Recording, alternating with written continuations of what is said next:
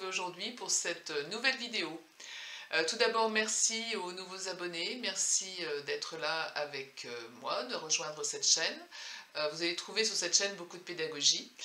Vous allez trouver plusieurs playlists. Une playlist me concernant mon travail, concernant des peintures que j'ai réalisées et notamment des vidéos que je fais de ces peintures. Vous allez trouver un peu mon actualité, des bêtisiers parfois, puisqu'il y a souvent des ratés avec la technique, avec la vidéo, notamment dans les intros, comme ça, c'est jamais triste les intros. Voilà, donc vous allez trouver aussi bien sûr évidemment des initiations à toute technique de peinture. En général, sous la description de la vidéo, dans la description de la vidéo, vous avez tous les liens pour me trouver, donc le lien de mon site de peinture, puisque moi donc, je suis artiste peintre, le lien, je suis sur Facebook, j'ai de nouveau créé un compte professionnel Facebook, donc vous allez me trouver sur Facebook. Également, eh bien, donc le site de cours en ligne, ben, je vous le mets dessous, je vous mets là sous la vidéo, il doit s'afficher pour si vous désirez des cours particuliers en ligne, et également l'adresse de ma cagnotte en ligne pour participer, pour me soutenir dans tout le travail que je réalise auprès de vous sur YouTube. Et puis, donc vous savez que nous, les artistes, on est un petit peu confinés, surtout confinés chez nous, puisque nos ateliers sont fermés. Moi, mes élèves ne peuvent pas me rejoindre pour l'instant. Donc, je destine toutes ces vidéos au grand public. Voilà, donc c'est pour le collectif et je suis ravie de les faire, absolument ravie de les faire. Donc aujourd'hui, des petites astuces en fait, j'avais envie de m'amuser. Parce que voilà, on peut aussi être toujours dans la créativité, dans l'exploration, laisser parler l'enfant qui est en nous en fait, hein. Et donc aujourd'hui j'avais envie de faire du pouring comme ça et vous proposer différentes choses. Alors une idée aujourd'hui par exemple, comment créer une petite boule de Noël à plat comme ça et la mettre dans votre sapin, ça peut être sympa, ça peut être aussi, je vous le dirai après dans la vidéo, on peut faire toutes sortes de choses.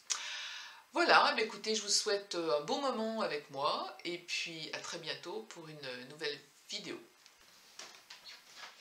Donc on va vraiment partir sur des petites idées hein, pour Noël, soit pour la décoration de la table, soit pour le sapin, soit... Voilà, donc il existe dans le commerce, et notamment dans tout ce qui est magasin d'art de loisirs et artistique, hein, des petits supports comme ça ronds. Il existe aussi des supports rectangulaires, des supports carrés, voilà. Vous pouvez vraiment vous amuser avec ça. Donc je vous montre déjà avec le pouring, qu'est-ce que ça pourrait donner. Donc façon pouring, hein, moi ça reste toujours très soft, hein, il y a toujours un petit peu de démerde au milieu. Mais je reprends un petit peu la technique. Vous l'avez déjà en fait dans la vidéo consacrée au premier chakra, où je vous ai montré un petit peu comment il fallait faire. Je n'avais pas à l'époque du Liquitex, qui est un médium pour le pouring, qui est un médium de lissage, hein, qui évite qu'il y ait des craquelures. Ça permet vraiment de lisser la peinture, c'est bien. Donc le pouring avec l'acrylique, hein, on met un tiers d'acrylique, un tiers de pouring et un tiers d'eau. Donc pour ce faire, alors comme on travaille sur des tout petits formats, moi j'ai pris des petits pots, hein, comme ça, et puis je ferai ma réalisation finale hein, à l'aide d'un tout petit pot comme ça que j'ai en plastique. Mais en général, on prend des gros pots comme ça pour faire ces mélanges. Alors moi, mes mélanges, ils sont déjà tout prêts, mais je vous explique comment est-ce qu'il faut faire. Donc on met... on prend la peinture, alors ça flotte, voilà, on prend la peinture, on met par exemple un tiers de bleu, ensuite on vient mettre un peu d'eau, un tiers d'eau, on mélange bien, on met également du médium de lissage et on obtient quelque chose qui soit assez liquide comme ça. Je ne sais pas si vous voyez, que je redise, voilà, assez liquide comme ça. Voilà, moi j'avais fait 3 couleurs. Vous voyez, j'avais fait 3 couleurs, donc un bleu turquoise, un bleu canard, comme ça, Donc ce sont toujours pareil, hein, des couleurs acryliques hein, qui sont plus ou moins épaisses. Alors quand elles sont épaisses, vous les diluez bien, hein, de manière à avoir quelque chose d'assez épais. Et puis j'ai fait également un petit peu de blanc. Donc je reprends mon support et en fait, on peut s'aider d'épingles comme ça. On peut mettre une petite épingle, il ne faut pas trop enfoncer, voilà, très peu. Voilà, on va la mettre là, ici. Et là, pourquoi? En fait, pour ceux qui ne connaissent pas la technique, lorsque je vais mettre mes teintes par étage, comme ça, dans mon pot, ensuite, je vais aboucher mon modèle et je vais le mettre comme ça, et la peinture va s'écouler tout autour. Donc c'est pas mal d'avoir voilà, un support de manière de ne pas en avoir trop plein les mains. Vous voyez, moi j'ai déjà fait des essais, donc j'en ai plein les mains. Voilà, je mettrai peut-être un peu plus de lumière, ça sera peut-être mieux. Que voulais-je vous dire? Eh bien, je ne sais plus, mais c'est pas grave, on va commencer. Donc, ça qui est chouette dans Pouring, c'est qu'il y a beaucoup de parts de hasard et beaucoup aussi de créativité ensuite, parce qu'on peut intervenir. Hein. On peut intervenir. Ensuite, vous me verrez peut-être prendre le bout des pinceaux comme ça, et puis revenir sur ma peinture, faire des petits dessins. C'est ça qui est chouette. Hein. On intervient, oui, avec les doigts pour guider un peu la peinture si on veut. On peut intervenir aussi avec des pointes, peut-être une pointe comme ça, voilà, hein, avec d'autres outils, voilà, c'est la créativité ensuite qui va parler. Hein. Ce que je vais faire, c'est, j'étais en train de me demander si je réfléchis en même temps, alors moi c'est toujours de l'impro, hein. Si je faisais également ça en musique ou ça, parce que ça c'est assez sympa, mais bon, on va partir comme ça vous verrez bien comment je réalise. Alors, je vais déjà mettre au hasard hein, les couleurs. Je vous ai dit, je suis partie sur 3 bleus. Je vais peut-être commencer par le jaune. Donc, alors, je pose ça. Je mets au fond de mon support là, donc, voilà, oh là là, j'espère que c'est bien dilué. Je viens de voir un truc qui n'était pas tout à fait dilué. Alors ça, faut pas faire, hein. Ça, voilà, en principe, ça devrait marcher. Ça devrait marcher. Donc, je mets, ouais, allez, soyons généreux. Voilà, mon jaune. Ensuite, je viens mettre mon bleu turquoise, mais je vais le mettre bien au centre. Je vais le verser bien au centre. Voilà. Je m'arrête là. Voilà. Est-ce que vous voyez bien? Oui. Je vais mettre un petit peu de bleu, comme ça. Mais je vais y aller au hasard. On fait vraiment comme on veut. Hein. Voilà. Je vais mettre des gouttes.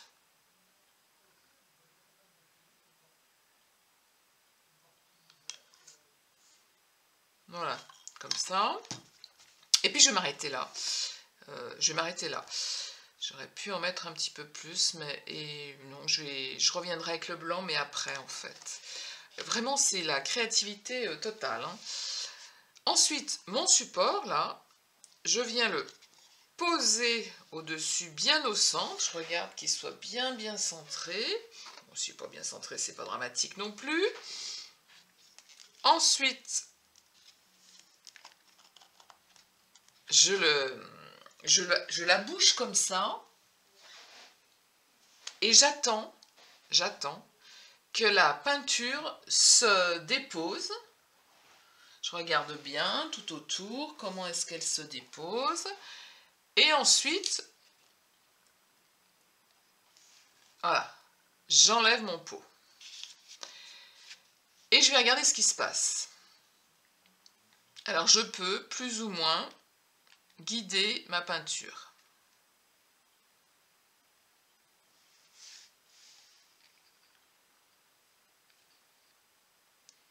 Voilà.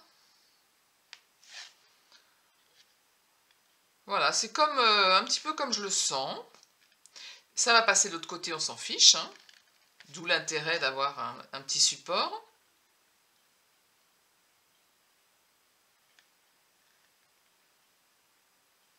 Donc ensuite, ça peut vous faire eh ben, une boule de Noël.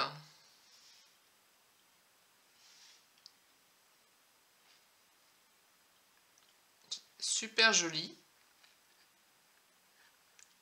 Alors je vais essayer de bien garder ce... Alors voilà, là où ça peut pêcher, c'est quand ça se casse la figure. Donc j'enlève. C'est pas toujours efficace mon truc. Tout à l'heure ça a bien marché, mais là ça marche moins bien. Voilà. Voilà, quand je vois que... Voilà, je peux en enlever certains. Allez. Vous voyez, c'est toujours intéressant de guider en regardant où sont les couleurs. Voilà. Je vois que ça brille. Pour vous, non, c'est bon, ça brille pas. J'essuie toujours un chiffon pas trop loin. Oui, donc il faut également un support, parce qu'on fait vraiment des... On en met un peu de partout. Donc là, il n'y a pas de souci. Vous vous mettez un support derrière, une protection. Voilà. Et ensuite, on peut réintervenir dedans. Alors, deux choses. Soit les couleurs que vous avez vous conviennent, et puis vous travaillez déjà avec ce que vous avez. C'est-à-dire, quand je dis vous travaillez, ben, vous intervenez comme ça. Voilà. Vous tirez. Vous pouvez tirer à la peinture. Là, j'ai un gros schmeul que j'enlève en direct. Berk. Voilà, c'est pas bien grave. C'est ce que j'avais tout à l'heure dans le pot qui me gênait. Ensuite, alors pour vous voyez bien, comme c'est toujours pareil, c'est du direct, je vais le reposer sur un support un petit peu plus propre. Voilà, de manière à ce que vous voyez bien le travail qu'on réalise. Voilà. Ce sera un peu plus lisible. Alors, ce que vous voyez là, je vois bien, c'est sur mon écran de contrôle. Donc, en fait, c'est la lumière qui se réfléchit. Mais il n'y a pas de blanc, là. On est bien d'accord. Donc, ensuite, vous pouvez revenir avec les couleurs.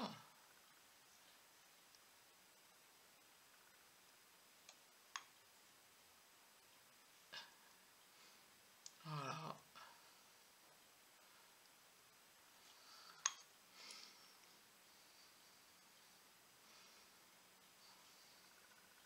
Par exemple, à l'intérieur, on peut également remettre du jaune.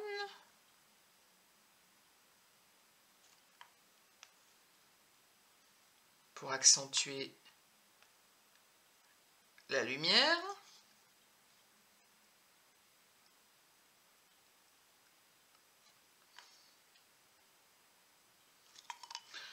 Je peux également mettre un petit peu de bleu. Et ensuite, on va travailler un petit peu avec cette peinture.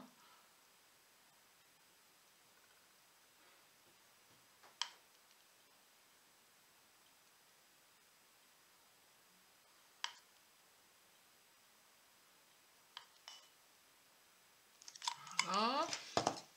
Et carrément même le blanc.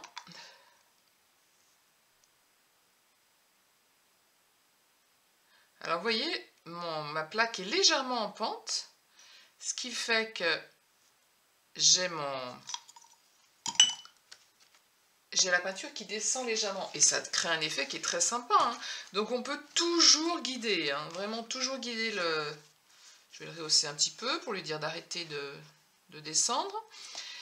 Et puis ensuite, on peut intervenir. Donc on vient avec une pointe, alors soit la pointe d'un pinceau, soit une punaise. Ben voilà, tiens, une punaise, on en parle. Voilà. Et ensuite, vous venez chercher la peinture comme ça.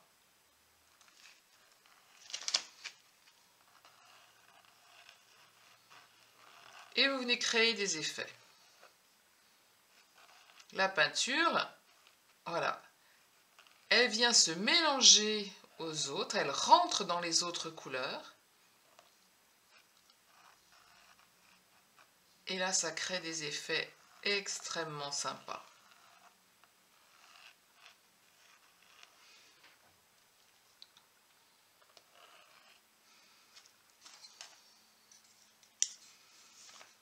Je viens chercher un petit peu le foncé. Que j'avais mis derrière.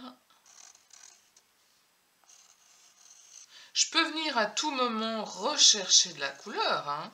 Si j'ai envie justement d'accentuer, et j'en ai envie, d'accentuer la teinte foncée que j'ai ici. Voilà. Qu'est-ce que je vais lui mettre? Je vais lui mettre un petit peu de jaune quand même. Très peu.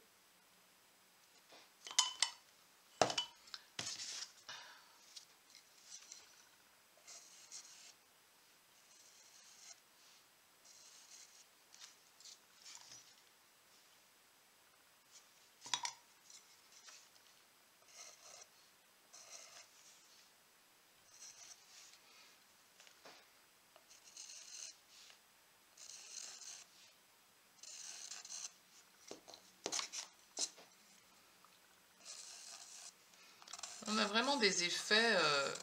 voilà, après, je vous montre hein, tout ce qui est possible de faire. Hein.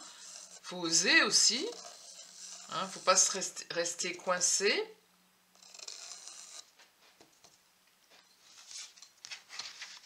Je sais pas si vous voyez bien. Hop.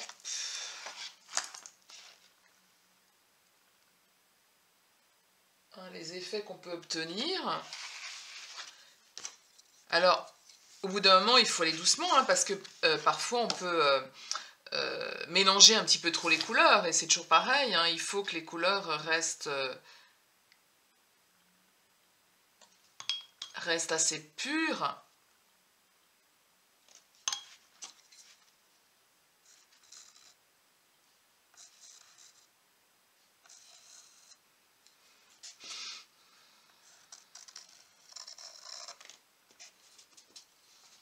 Ça fait des effets sympas. Hein.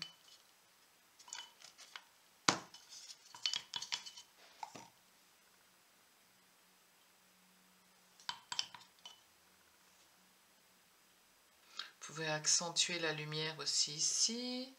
On peut revenir avec le jaune, comme si je descendais avec la lumière là. Ça fait vraiment appel à votre créativité. Vous pouvez faire des essais. Et vous voyez, ça ne nécessite pas non plus énormément de matériel. Hein.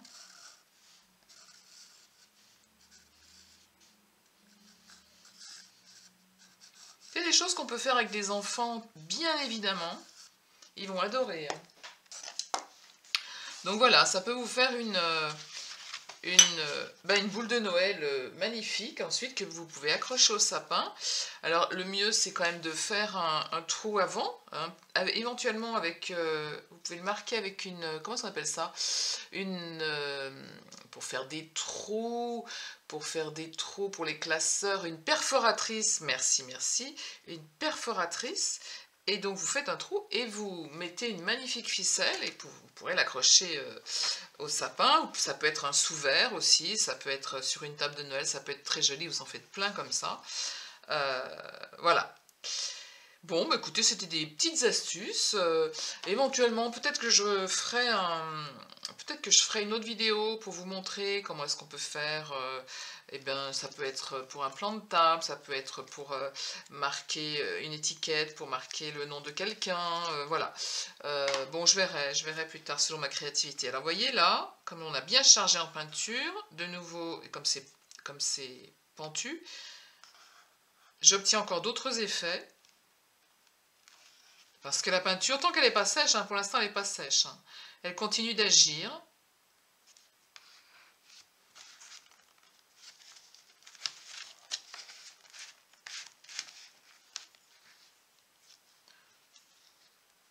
Bon, on pourrait rester des heures comme ça. Hein. Donc une fois que c'est stabilisé, une fois que vous êtes sûr que vous n'allez pas revenir dessus, hein, vous la posez et puis ça va sécher tranquille. D'accord? Bah écoutez, j'espère que cette toute petite vidéo vous a plu. Petite vidéo astuce déco de Noël. À bientôt.